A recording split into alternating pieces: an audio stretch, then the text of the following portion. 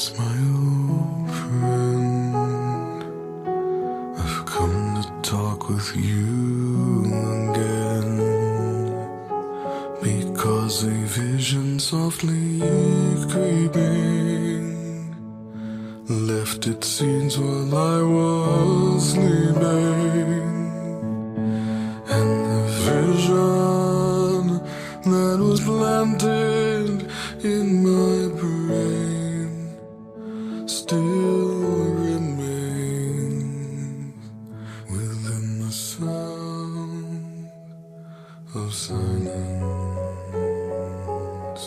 In restless dreams I walked alone, narrow streets of cobblestone,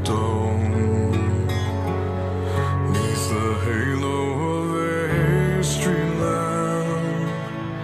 I turned my collar to the cold and damp, when my eyes were stabbed by the flash of a neon light that split the night and touched the sound of silence.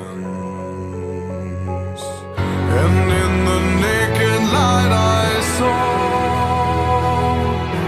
10,000 people, maybe more. People talking without speaking, people hearing without listening, people writing songs and voices never shared, and no one dared disturb the sound of silence. Fool said I, you do not know.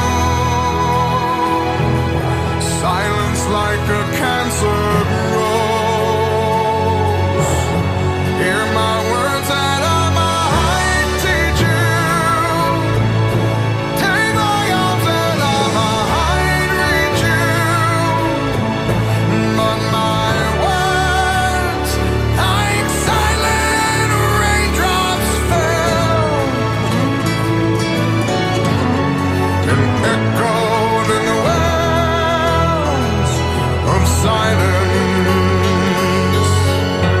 And the people bowed and prayed